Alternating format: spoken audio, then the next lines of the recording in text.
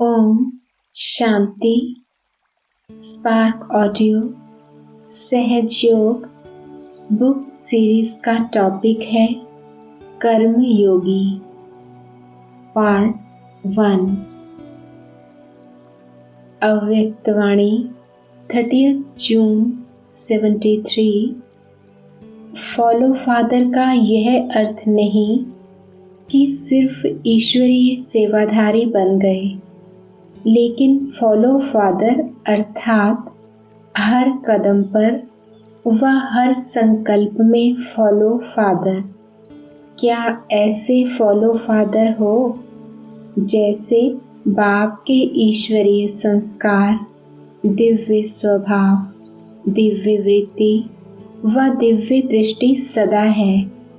क्या वैसे ही वृत्ति, दृष्टि, स्वभाव व संस्कार बने हैं?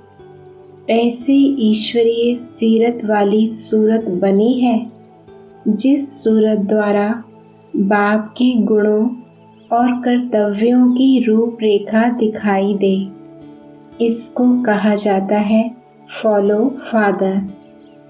जैसे बाप के गुणगान करते हो या चरित्र वर्णन करते हो, क्या वैसे ही अपने में वह सर्वगुण धारण किए हैं? अपने हर कर्म को चरित्र समान बनाया है? हर कर्म याद में स्थित रह करते हो? जो कर्म याद में रह कर करते हैं वह कर्म यादगार बन जाता है। क्या ऐसे यादगार मूर्त अर्थात कर्मयोगी बने हो? कर्मयोगी अर्थात हर कर्म योग युक्त, युक्ति युक्त, शक्ति युक्त हो। क्या ऐसे कर्मयोगी बने हो या बैठने वाले योगी बने हो? जब विशेष रूप से योग में बैठते हो उस समय योगी जीवन है अर्थात योग युक्त है या हर समय योग युक्त है? जो वर्णन में है कर्मयोगी, निरंतर योगी और सहज योगी, क्या वही प्रैक्टिकल में है अर्थात एवरलास्टिंग है? क्या कर्मयोगी को कर्म आकर्षित करता है या योगी अपनी योग शक्ति से कर्म इंद्रियों द्वारा कर्म कराता है? अगर कर्मयोगी को कर्म अपनी तरफ आकर्षित कर ले तो क्या ऐसे को योगी कहा जाए? जो कर्म के वश होकर चलने वाले हैं उनको क्या कहते हो? कर्म भोगी कहेंगे ना? जो कर्म के भोग के वश हो जाते हैं अर्थात कर्म के भोग भोगने में, अच्छे व बुरे में कर्म के वशीभूत हो जाते हैं। आप श्रेष्ठ आत्माएं कर्मातीत अर्थात कर्म के अधीन नहीं, कर्मों के परतंत्र नहीं, स्वतंत्र हो, कर्मेंद्रियों द्वारा कर्म कराते हो। जब कोई भी आप लोगों से पूछते हैं कि क्या सीख रहे हो या क्या सीखने के लिए जाते हो तो क्या उत्तर देते हो? सहज ज्ञान और राजयोग सीखने जा रहे हैं। यह तो पक्का है ना कि यही सीख रहे हो। जब सहज ज्ञान कहते हो तो सहज वस्तु को अपनाना और धारण करना सहज है, तब तो सहज ज्ञान कहते हो ना। तो सदा ज्ञान स्वरूप बन गए हो। जब सहज ज्ञान है तो सदा ज्ञान स्वरूप बनना क्या मुश्किल है? सदा ज्ञान स्वरूप बनना यही ब्राह्मणों का धंधा है। अव्यक्तवाणी 24 जून 74। जैसे योग की महिमा करते हैं कि वह सहज योग, निरंतर योग, कर्म योग व ज्ञान योग और बुद्धि योग है, फिर उसकी भी उपमा करते हैं ना, जैसे कि डॉक्टर्स में और मिलिट्री में भी भिन्न भिन्न प्रकार के ग्रेड्स होते हैं, उसी रीति यहाँ भी योगियों में कर्मयोगी और बुद्धि योगी हैं। यहाँ भी कोई तो सभी लक्षणधारी हैं और कोई एक या दो, लेकिन सब नहीं। जैसे कि किसी का बुद्धि का योग है लेकिन उसका कर्मयोग नहीं है, या फिर किसी का कर्मयोग है तो वह सहज योगी नहीं, या जो ज्ञान में सदा नहीं रहता उसको ज्ञान योगी नहीं कहेंगे। यहाँ भी एक ही टाइटल मिलेगा। तो आप जो योग की महिमा औरों को सुनाते हो तो वह स्वयं में धारण करो। जैसे राजयोग अर्थात जो कर्मेंद्रियों पर विजय प्राप्त कर उन पर राज्य करता है तो वह भविष्य में भी श्रेष्ठ पद को पाता है। राजयोगी का अगर पावरफुल योग है तो ही उसको राजयोगी कहेंगे, अन्यथा उसको योगी ही कहेंगे, लेकिन राजयोगी नहीं कहेंगे। अब तो यह चेक करो कि क्या मैं सभी टाइटल धारण करने वाला योगी बना हूँ। कोई के 8-10 तो कोई के 1-2। जो महारथी हैं अर्थात पास विद ऑनर होने वाले हैं तो उनकी नींद का टाइम भी योग युक्त स्थिति में गिना जाता है। उनकी स्टेज ऐसी होगी जैसे कि पाठ समाप्त कर वह स्वयं परम धाम में है और उनको योग की ही महसूसता होगी। जैसे गायन है ना कि ब्रह्मा से ब्राह्मण निकले, यहाँ तो ब्राह्मण से देवता बनते हैं, लेकिन यह ब्रह्मा से ब्राह्मण अर्थात रात को सोते समय बस यही संकल्प होगा कि अब मैं अपना पाठ पूरा कर कर्मेंद्रियों से अलग होकर जाता हूँ अपने पार ब्रह्म में, और जब अमृत वेले उठेंगे तो महसूस करेंगे कि मैंने यह आधार लिया है पाठ बचाने के लिए, तो गोया ब्रह्म से ब्राह्मण बनकर आए हैं। यहाँ से तो जाकर वे सीधे देवता बनेंगे। लेकिन यह इस समय के ही अष्टरत्नों का गायन है। जैसे साकार में बाप और माँ सरस्वती को देखा, उन्हें फर्स्ट सेकंड नंबर किस आधार पर मिला? उनकी ज़्यादा समय की कमाई तो नींद की ही जमा हुई ना। भले वे सोते भी थे लेकिन ऐसा अनुभव करते थे कि नींद में नहीं है बल्कि हम तो जाग रहे हैं, और फिर उनकी थकावट भी दूर हो जाती थी, क्योंकि जब आत्मा कमाई में जागृत होती है तो उसे थकावट भी नहीं होती। तो जैसे माँ बाप ने नींद को योग में बदला, तो आप भी फर्स्ट ग्रेड के महारथियों को ऐसा ही फॉलो करना है।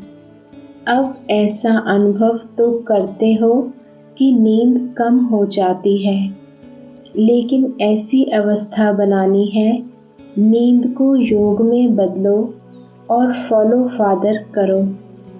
सारा दिन तो वे आपके समान ही साधारण थे ना। यह है फर्स्ट ग्रेड की निशानी अष्टरत्नों में आने वालों की। दूसरे हैं 100 वाले और फिर तीसरे हैं 16,108 में आने वाले। लेकिन यहाँ महारथी तो सभी हैं, घोड़े सवार कोई नहीं है, लेकिन फर्स्ट, सेकंड और थर्ड नंबर होते हैं। इसी प्रकार जैसे किसी ने कर्मेंद्रियों को ऑर्डर दिया और उसने वैसा ही किया तो मानो कि वह कर्मयोगी है। लेकिन जो सेकंड ग्रेड वाले होंगे तो उन्हें इसमें कभी कभी सफलता व कर्मयोगी की महसूसता आएगी और कभी कभी नहीं। और बाकी थर्ड ग्रेड वाले को तो तुम जान ही सकते हो। तो जब आपने फर्स्ट ग्रेड का बनना है तो पहले लिस्ट निकालो कि ज्ञान योग के कितने टाइटल्स हैं और आपने उनमें से कितने धारण किए हैं। यह क्लास कराना।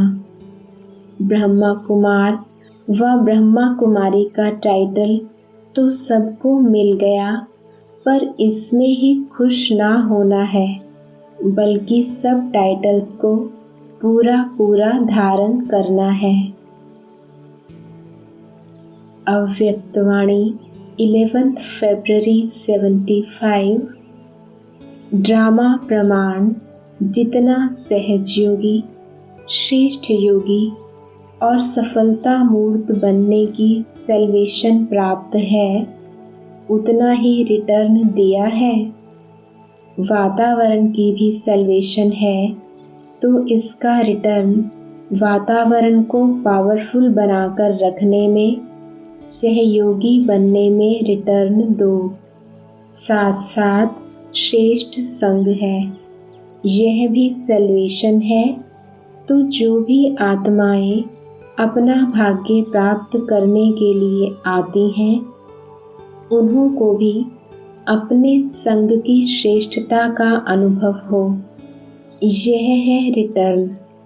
सब अनुभव करें कि यह सब आत्माएं संग के रंग में रंगी हुई हैं। श्रेष्ठ बनेंगे रूहानी संग से और अपने चरित्रों द्वारा, अपने कर्मयोगी की स्टेज द्वारा और अपने गुण मूर्त स्वरूप द्वारा आने वाली आत्माओं का एग्जाम्पल बन, साधन बन, उनकी सहज प्राप्ति का साधन बन जाओ।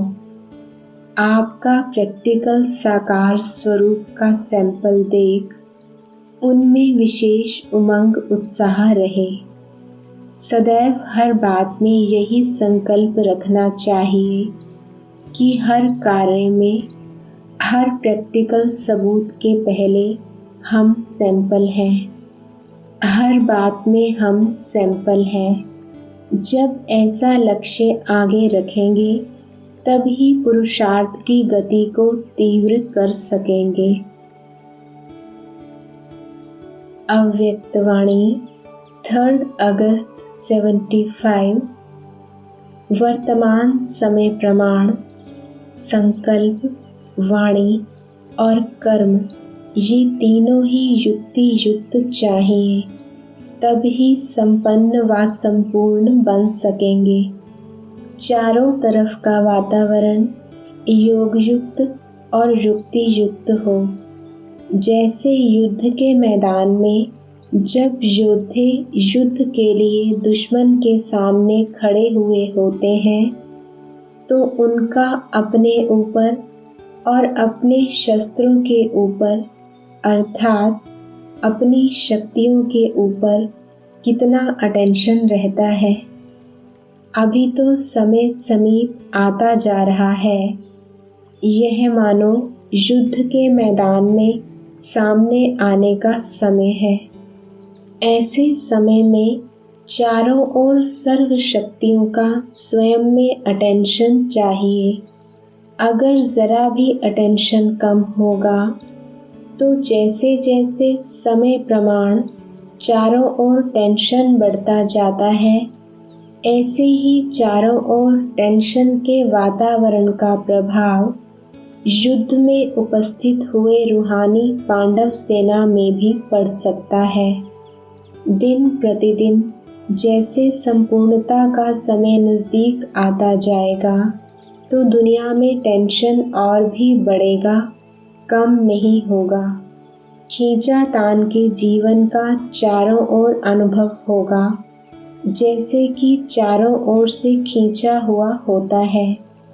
एक तरफ से प्रकृति की छोटी छोटी आपदाओं का नुकसान का टेंशन, दूसरी तरफ इस दुनिया की गवर्नमेंट के कड़े लॉस का टेंशन, तीसरी तरफ व्यवहार में कमी का टेंशन और चौथी तरफ जो लौकिक संबंधी आदि से स्नेह और फ्रीडम होने के कारण खुशी की भासना अल्पकाल के लिए रहती है, वह भी समाप्त होकर भय की अनुभूति के टेंशन में चारों ओर का टेंशन लोगों में बढ़ना है। चारों ओर के टेंशन में आत्माएं तड़फेंगी, जहाँ जाएंगी वहाँ टेंशन। जैसे शरीर में भी कोई नस खिंच जाती है तो कितनी परेशानी होती है, दिमाग खिंचा हुआ रहता है। ऐसे ही यह वातावरण बढ़ता जाएगा, जैसे कि कोई ठिकाना नज़र नहीं आएगा कि क्या करें। अगर हाँ करें तो भी खिंचावट, ना करें तो भी खिंचावट, कमाएं तो भी मुश्किल, ना कमाएं तो भी मुश्किल, इकट्ठा करें तो भी मुश्किल, ना करें तो भी मुश्किल। ऐसा वातावरण बनता जाएगा। ऐसे टाइम पर चारों ओर के टेंशन का प्रभाव रूहानी पांडव सेना पर ना हो, स्वयं को टेंशन में आने की समस्याएं ना भी हों, लेकिन वातावरण का प्रभाव कमज़ोर आत्मा पर सहज ही हो जाता है। भय का सोचा कि क्या होगा, कैसे होगा, इन बातों का प्रभाव ना हो। उसके लिए कोई ना कोई बीच बीच में ईश्वरीय याद की यात्रा का विशेष प्रोग्राम मधुबन द्वारा ऑफिशियल जाते रहना चाहिए, जिससे कि आत्माओं का किला मजबूत रहेगा।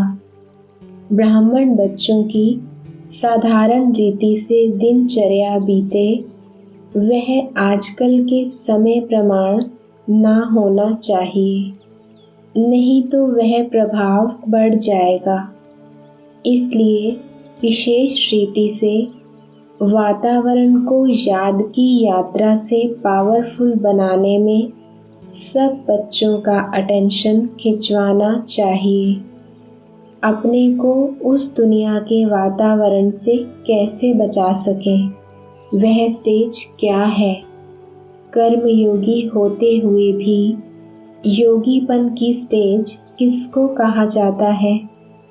इसी प्रकार की पॉइंट्स के ऊपर अब विशेष अटेंशन देना है, क्योंकि अब ड्रामा अनुसार चारों ओर बड़ी बड़ी सर्विस करने का टाइम कुछ समय के लिए मर्ज है ना। बड़े बड़े प्रोग्राम्स बाहर के नहीं कर पाते हो तो टीचर्स फ्री हुई, बाहर की सर्विस नहीं तो बाकी रही सेंटर्स पर आने वालों की सेवा। बाहर की सर्विस से बुद्धि फ्री है, नहीं तो कहते हैं बहुत बिजी रहते हैं, प्लान्स बनाना, मंथन करना। लेकिन अब तो वह भी नहीं है, तो अब याद की यात्रा की सब्जेक्ट के ऊपर ज़्यादा अटेंशन देना है। कोई ना कोई प्रोग्राम हर सेंटर पर चलना चाहिए, जो आने वालों में बल भर जाए। ऐसे समय पर वह भी न्यारे रहे, साक्षी होकर समस्या का सामना करें। उसके लिए याद का बल चाहिए। तो जब तक बाहर की सर्विस का, नए नए प्लान्स का फोर्स कम है, तो कोई पॉइंट का जोर होना चाहिए, नहीं तो फ्री होकर व्यर्थ का साइड ज़्यादा हो जाएगा। सर्विस में बिजी रहने से व्यर्थ की बातों से बचे रहते हैं। अभी वह सर्विस का स्कोप कम है, तो ज़रूर समय बचेगा, वह फिर व्यर्थ वातावरण में समय जाएगा। इसलिए ब्राह्मणों को खबरदार, होशियार करने के लिए व स्वयं की सेफ्टी के लिए कुछ ऐसी पॉइंट्स व क्लासेस के प्रोग्राम बनाओ जिससे वह यह समझे कि हमें मधुबन लाइट हाउस से विशेष लाइट आ रही है। अव्यक्तवाणी 1 सितंबर 75। सभी स्वयं को कर्मातीत अवस्था के नज़दीक अनुभव करते जा रहे हो। कर्मातीत अवस्था के समीप पहुँचने की निशानी जानते हो। समीपता की निशानी समानता है। किस बात में? आवाज़ में आना व आवाज़ से परे हो जाना, साकार स्वरूप में कर्मयोगी बनना और साकार स्मृति से परे न्यारे निराकारी स्थिति में स्थित होना, सुनना और स्वरूप होना, मनन करना और मगन रहना, रूह रूहान में आना और रूहानियत में स्थित हो जाना, सोचना और करना, कर्मेंद्रियों में आना अर्थात कर्मेंद्रियों का आधार लेना और कर्मेंद्रियों से परे होना, प्रकृति द्वारा प्राप्त हुए साधनों को स्वयं प्रति कार्य में लगाना और प्रकृति के साधनों से समय प्रमाण निराधार होना, देखना, संपर्क में आना और देखते हुए ना देखना, संपर्क में आते कमल पुष्प के समान रहना, इन सभी बातों में समानता, उसको कहा जाता है कर्मातीत अवस्था की समीपता। अव्यक्तवाणी 16 अक्टूबर 75। सदा बाघ समान निराकारी स्थिति में स्थित होते हुए इस साकार शरीर का आधार लेकर इस कर्म क्षेत्र पर कर्मयोगी बनकर हर कर्म करते हो, जबकि नाम ही है कर्मयोगी। यह नाम ही सिद्ध करता है कि योगी हैं, अर्थात निराकारी आत्मिक स्वरूप में स्थित होकर कर्म करने वाले हैं। कर्म के बिना तो एक सेकंड भी रह नहीं सकते। कर्म इंद्रियों का आधार लेने का अर्थ ही है निरंतर कर्म करना। तो जैसे कर्म के बिना रह नहीं सकते, वैसे ही याद अर्थात योग के बिना भी एक सेकंड रह नहीं सकते। इसलिए कर्म के साथ योगी नाम भी साथ साथ ही है। जैसे कर्म स्वतः ही चलते रहते हैं, कर्मेंद्रियों को नेचुरल अभ्यास है, ऐसे ही बुद्धि को याद का नेचुरल अभ्यास होना चाहिए। इन कर्मेंद्रियों का आदि अनादि अपना अपना कार्य है। हाथ को हिलाने व पाँव को चलाने में कोई मेहनत नहीं करनी पड़ती। उसी प्रमाण ब्राह्मण जीवन का तथा इस संगम युगी जीवन में बुद्धि का निजी कार्य व जन्म का कार्य याद है। जो जीवन का निजी कार्य होता है वह नेचुरल और सहज ही होता है। तो क्या ऐसे अपने को सहज कर्मयोगी अनुभव करते हो या यह मुश्किल लगता है? अपना कार्य कभी भी मुश्किल नहीं लगता है, दूसरे का मुश्किल लगता है। यह तो कल्प कल्प का अपना कार्य है। फिर भी यदि मुश्किल लगता है अर्थात निरंतर कर्मयोगी स्थिति अनुभव नहीं होती है, तो इसका कारण क्या है? अगर योग नहीं लगता तो अवश्य ही इंद्रियों द्वारा अल्पकाल के सुख प्राप्त कराने वाले और सदा काल की प्राप्ति से वंचित कराने वाले कोई न कोई भोग भोगने में लगे हुए हैं। इसलिए अपने निजी कार्य को भूले हुए हैं। जैसे आजकल के संपत्ति वाले व कलयुगी राजा जब भोग विलास में व्यस्त हो जाते हैं तो अपना निजी कार्य, राज्य करना व अपना अधिकार भूल जाते हैं। ऐसे ही आत्मा भी भोग भोगने में व्यस्त होने के कारण योग भूल जाती है, अर्थात अपना अधिकार भूल जाती है। जब तक अल्पकाल के भोग भोगने में मस्त है तो जहाँ भोग है वहाँ योग नहीं। इसी कारण मुश्किल लगता है। वर्तमान समय माया ब्राह्मण बच्चों की बुद्धि पर ही पहला वार करती है। पहले बुद्धि का कनेक्शन तोड़ देती है। जैसे जब कोई दुश्मन वार करता है तो पहले टेलीफोन, रेडियो आदि के कनेक्शन तोड़ देते हैं, लाइट और पानी का कनेक्शन तोड़ देते हैं, फिर वार करते हैं। ऐसे ही माया भी पहले बुद्धि का कनेक्शन तोड़ देती है, जिससे लाइट, माइट, शक्तियाँ और ज्ञान का संग ऑटोमेटिकली बंद हो जाता है, अर्थात मूर्छित बना देती है, अर्थात स्वयं के स्वरूप की स्मृति से वंचित कर देती है व बेहोश कर देती है।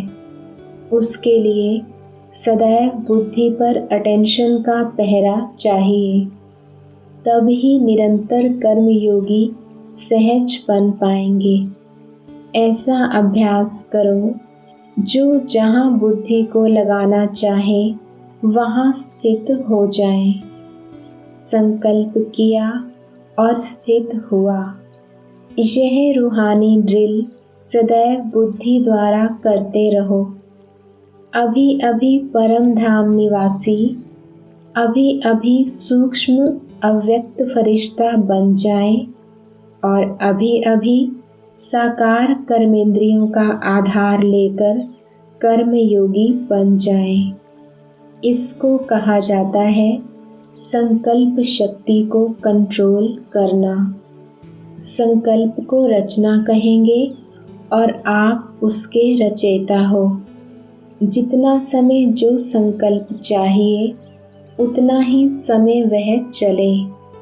जहाँ बुद्धि लगाना चाहे वहाँ ही लगे। इसको कहा जाता है अधिकारी। यह प्रैक्टिस अभी कम है, इसलिए यह अभ्यास करो। अपने आप ही अपना प्रोग्राम बनाओ और अपने को चेक करो कि जितना समय निश्चित किया क्या उतना ही समय वह स्टेज रही।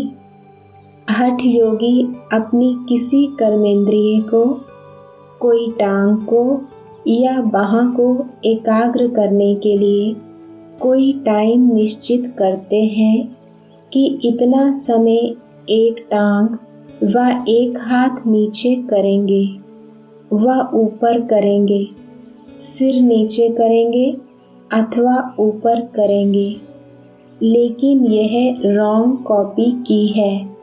बाप ने सिखाया है बुद्धि में एक संकल्प धारण करके बैठो। उसकी उल्टी कॉपी कर एक टांग ऊपर कर लेते हैं। बाप कहते हैं कि एक संकल्प में स्थित हो जाओ, वह फिर एक टांग पर स्थित हो जाते हैं।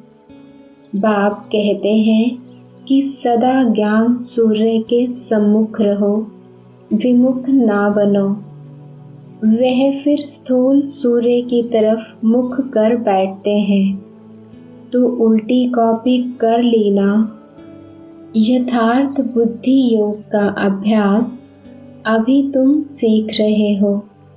वह हठ से करते, आप अधिकार से करते हो, इसलिए वह मुश्किल है, यह सहज है। अभी उसके अभ्यास को बढ़ाते जाओ। 1 सेकंड में सब एक मत हो जाए।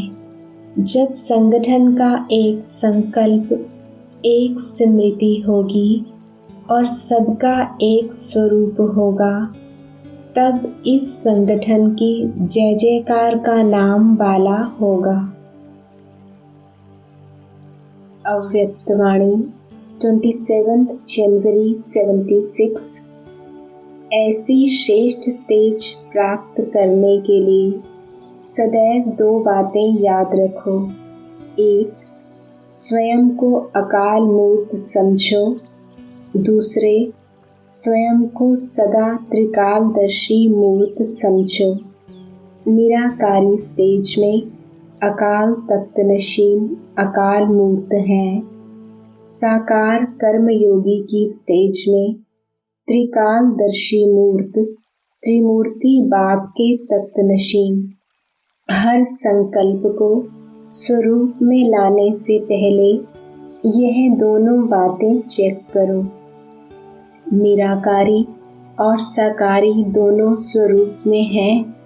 इस स्मृति से स्वतः ही समर्थी स्वरूप बन जाएंगे, अर्थात हेल्थ, वेल्थ और हैप्पीनेस का अनुभव हर समय होगा।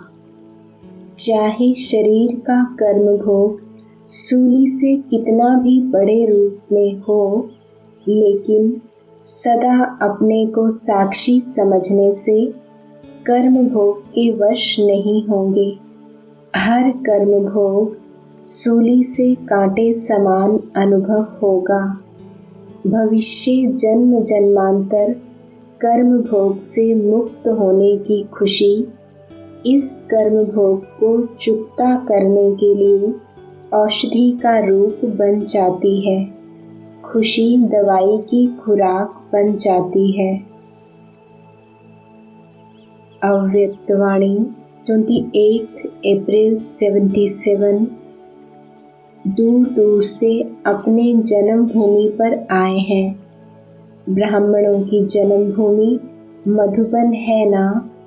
ऐसे समझते हो कि अपनी जन्मभूमि पर आए हैं।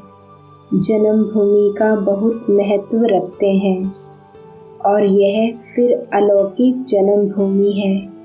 इस अलौकिक जन्मभूमि पर आने से ही लौकिकपन स्वतः ही भूल जाता है, क्योंकि जैसे धर्मी वैसे करनी यह गायन है। जैसा संग वैसा रंग, जैसा अन्न वैसा मन गाया हुआ है। वैसे ही जैसे धरनी वैसे करनी। अगर कोई तमोगुणी धरनी है तो करनी भी ऐसी हो जाती है। धरनी का प्रभाव कर्म और संस्कार पर पड़ जाता है। जैसे मंदिर में जाते हैं तो भूमि का ही प्रभाव होता है ना।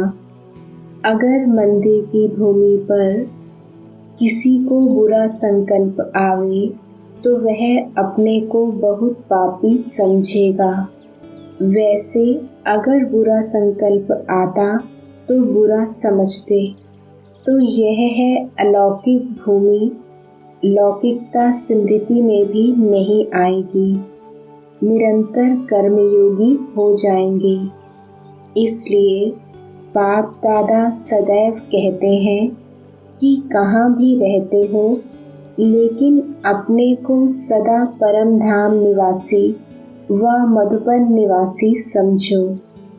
निराकार स्थिति के हिसाब से परम धाम निवासी, साकार स्थिति के हिसाब से मधुबन निवासी। मधुबन कहने से ही वैराग्य वृत्ति और मधुरता दोनों ही आ जाती है। स्थिति में बेहद की वैराग वृत्ति और संपर्क में मधुरता दोनों ही चाहिए।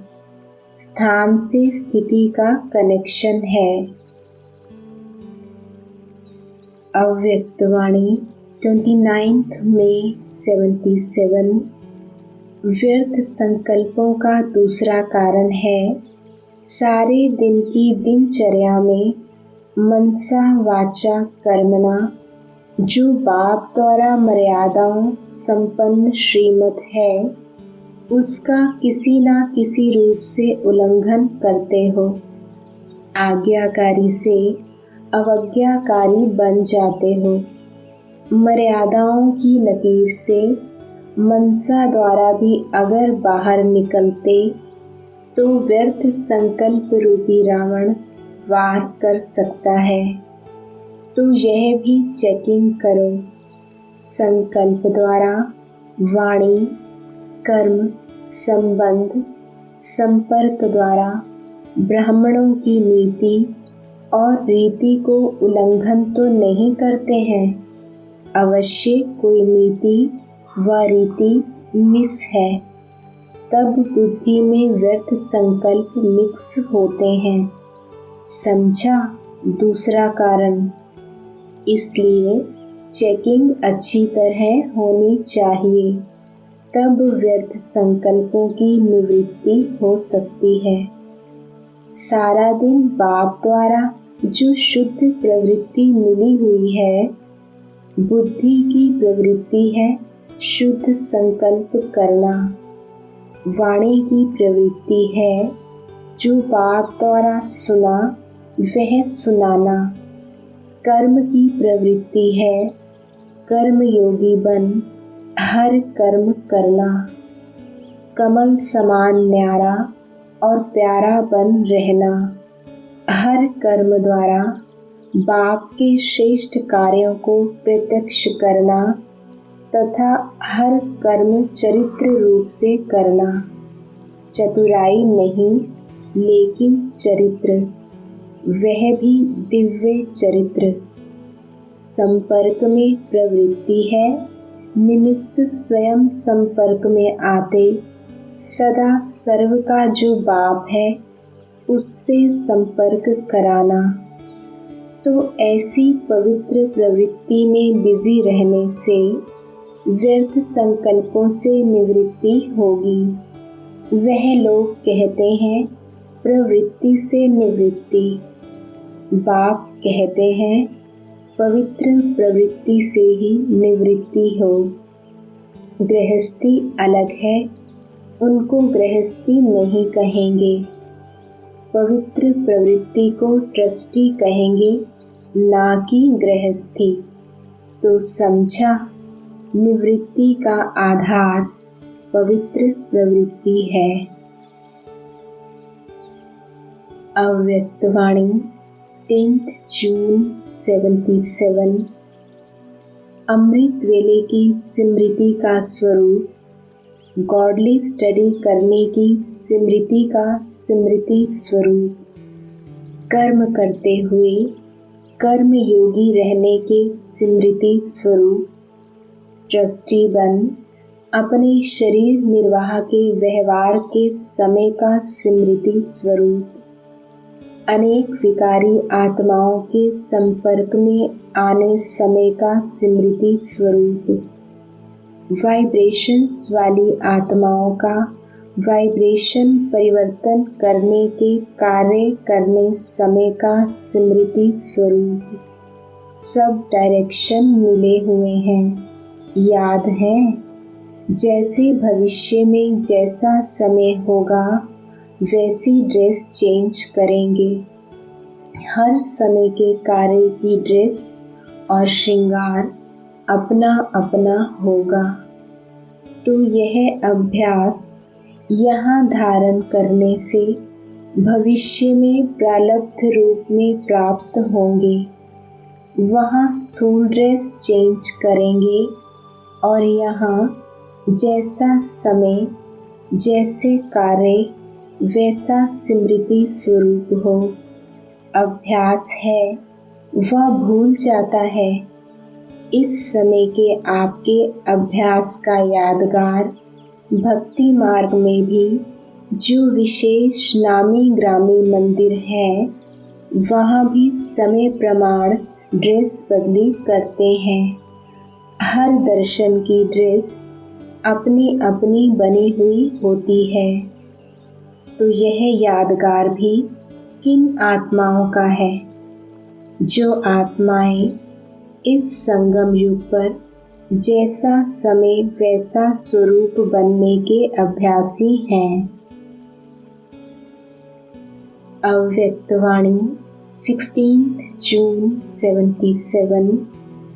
सदैव संगम युग का श्रेष्ठ खजाना अतीन्द्रिय सुख है। ऐसे खजाने की प्राप्ति का अनुभव करते हो? अति इंद्रिय सुख का खजाना प्राप्त हुआ है। खजाना मिला हुआ खो क्यों जाता? पहरा कौन सा? अटेंशन कम करना, अर्थात अपने प्राप्त किए हुए खजाने को खो देना। सारे कल्प में फिर यह खजाना प्राप्त होगा, तो ऐसी अमूल्य चीज़ कितनी संभाल कर रखनी होती है।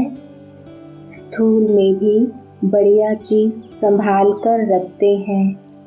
जैसे वहाँ भी पहरेदार अलबेले होते तो नुकसान कर देते, यहाँ भी अलबेलापन आता तो खजाना खो जाता।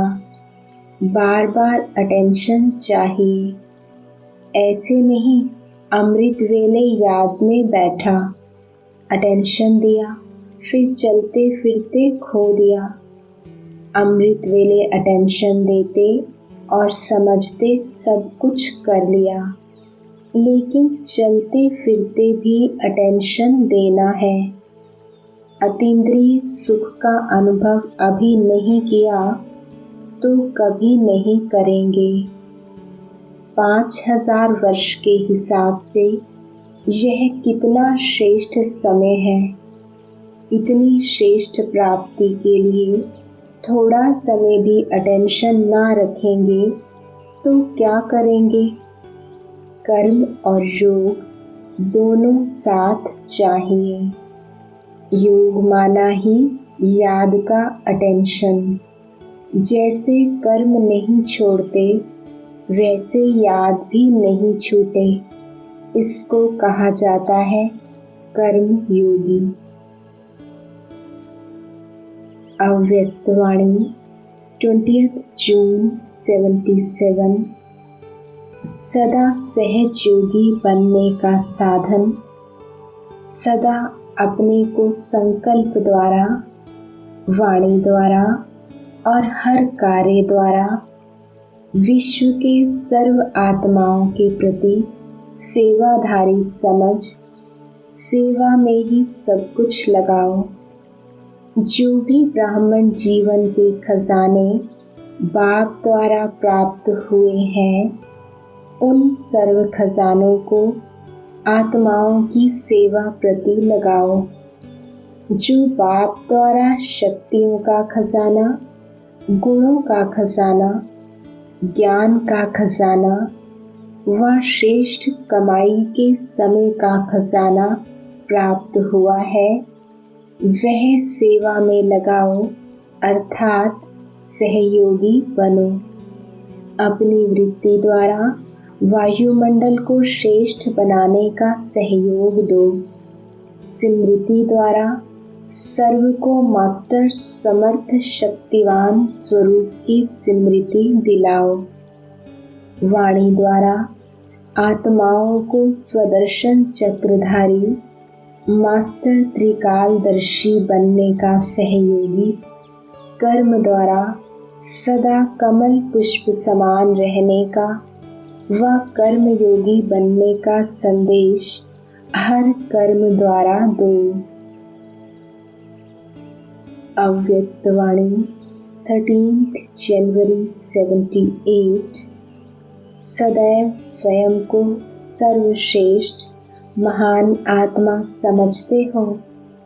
महान आत्मा जिसकी स्मृति से स्वतः ही हर संकल्प और हर कर्म महान अथवा सर्वश्रेष्ठ होते हैं। जैसे आजकल की दुनिया में अल्पकाल की पोजीशन वाली आत्माएं अपनी पोजीशन की स्मृति में रहने के कारण दिन रात स्वतः ही उसी नशे में रहती हैं, वैसे बाप द्वारा प्राप्त हुई पोजीशन को स्मृति में रखना सहज और स्वतः है।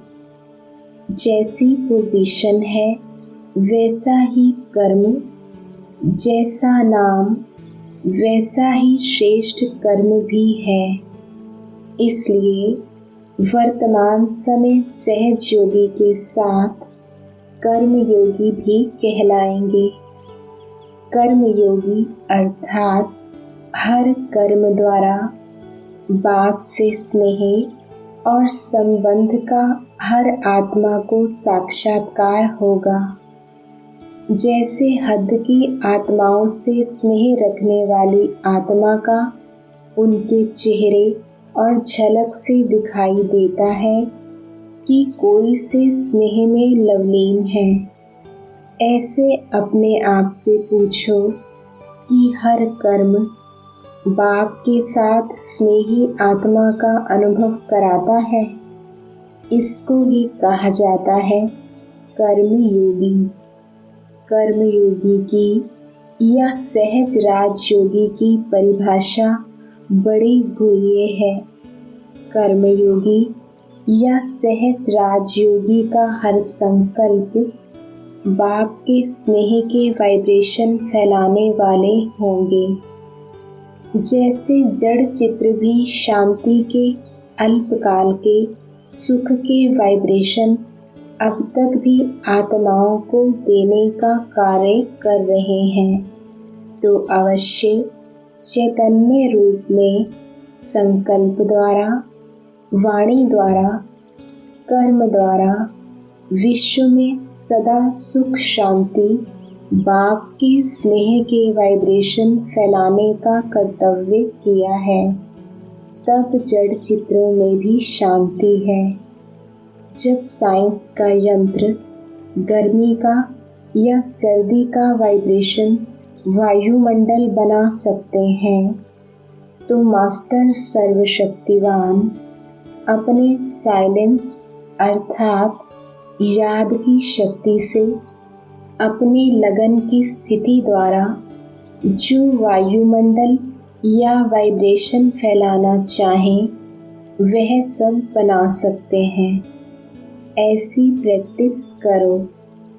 अभी अभी सुख का या शांति का वायुमंडल या शक्ति रूप का वायुमंडल बना सकते हो। जिस वायुमंडल के अंदर जो भी आत्माएं हों वह अनुभव करें कि यहाँ दुख से सुख के वायुमंडल में आ गए हैं। महसूस करें कि यहाँ बहुत सुख प्राप्त हो रहा है। जैसे एयर कंडीशन में सर्दी व गर्मी का अनुभव करते हैं कि सचमुच गर्मी से ठंडी हवा में आ गए हैं, ठंडी से गर्मी में आ गए हैं। ऐसे आपकी चलन और चेहरे द्वारा, आपके संकल्प शक्ति द्वारा सुख, शांति और शक्ति का अनुभव करें। जैसे एक सेकंड में अंधकार से रोशनी का अनुभव किया ना, ऐसे आजकल के मनुष्य अपनी शक्ति से अनुभव नहीं कर सकेंगे, लेकिन आप सबको अपनी प्राप्ति के आधार से, याद के आधार से अनुभवी बनाना पड़ेगा। यह है वास्तविक सहज राजयोग या कर्म योग की परिभाषा। ओम शांति।